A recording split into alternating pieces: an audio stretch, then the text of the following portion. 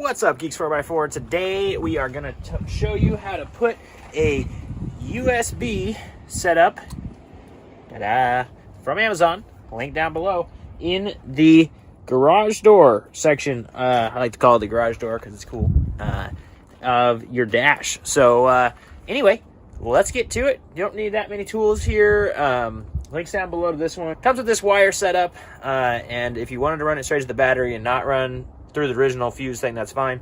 That plug, I think, is on its own fuse anyway on Excursion, and so we're just going to cut the original connector off and wire it straight to our new thing. So you need two of this type of connector. Shielded is great. Open, not so much. As long as you have a shielded one on the positive one, that's a good start. And so yeah, we're going to cut that off. I'll show you how to pop the dash off really quick. It's super simple. So let's get to it. All right. Well, if you didn't already know, these Fords of this era have this cool deal here that you get these tools for. You push out. I'm trying to do it one-handed. I was thinking I could. See if I can do it. See if my hands are big enough. You spread them both out and then you pull. Couldn't quite do it one-handed, but that's how your radio comes out. And a couple little disconnections on the back. So if you look up in the top of the radio, there are two screws right there, and need to pull those, and then this whole dark gray section of the dash will come out. So let me figure out what size that is and tell you guys, and we'll pull it out. So that is a 9/32 for those two screws. I don't even think you have to pull them all the way out. There's kind of a slide on my other one. I'm going to pull one of them and check. Yeah, so you can just feel back up in here. You can feel there's a groove behind each one once you loosen them a little bit. So you don't need to pull that all the way out. And then you just grab a hold of this and pull. And there's a bunch of clips behind it. It should release, and hopefully you don't break anything. So we'll see how I can do on this one. So you do have to pull the shifter all the way down, and then you'll get to this. And what's connected back here is a couple things. You've got your defrost. If you have backup sensors, you have that button, four-wheel drive, and then there's a plug over here for the lights. And then the plug that we are going to be messing with is this one over here. So you can unplug everything and pull this out.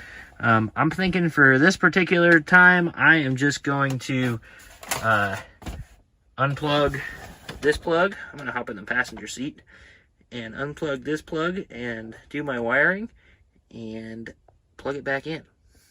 All right, so this is the connector. There's a little tab right on the top of it that goes into there. And then you can see this is the retainer for this. And if I can remember how to pull it out, I'll show you guys how to do it. But this is the retainer ring. I have to figure out how to do it again.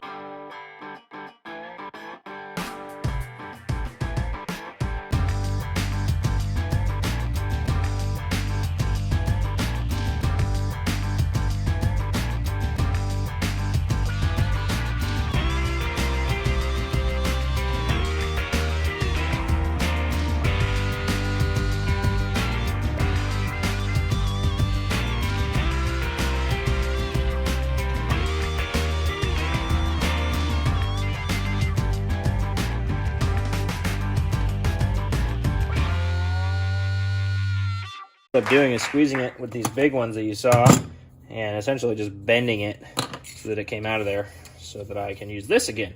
This mount will go to the new one. I'll go grab the new one really quick.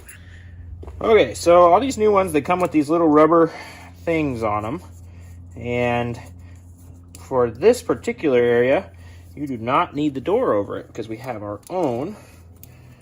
So we're going to pull this off.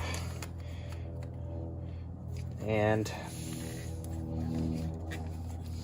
the hope was we would drop this right in. Looks like we're going to spin this one in. I am using this particular one because it has a voltmeter on it. And for an off-road rig, I'd like to have a voltmeter that I can check at any time. So this one fits a lot tighter. I will link below to some other ones that are these ones right here that I should really try before I screw this thing all the way in there. But, you know, I won't. But I'll link it to those too if you want to try those. And I'm halfway screwed on this. Halfway bolted in here. And look at that. The door still goes over it. So, kind of goes into that little countersunk a little bit. I might be able to screw this thing in just a hair more. Even better. Put your little retainer ring on the back. Even though this really doesn't need it because it is tight in there with this screwing it in. Anyway, there is that. Let's go back over to the truck. And this has a really nice plus and minus on the back of it. And we'll go back over there. Get it straight. This thing is actually made out of metal. This is a really nice setup USB thing, and it's supposed to display the volts right in the middle there. So there's where we're at. Let's go back to the truck. All right, grabbed my voltmeter and just double checked, but the wire you can see with the red on it is the positive, and the black is the negative. So wild as that.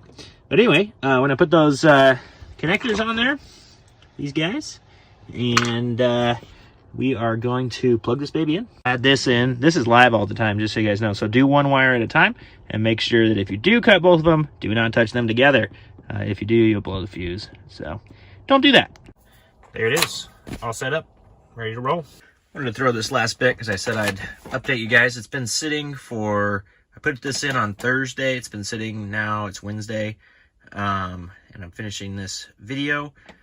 That is, it showed 12.3 when I parked it, 12.1. So not much of a drop, and 12.3 was just after running it. So let's fire it up.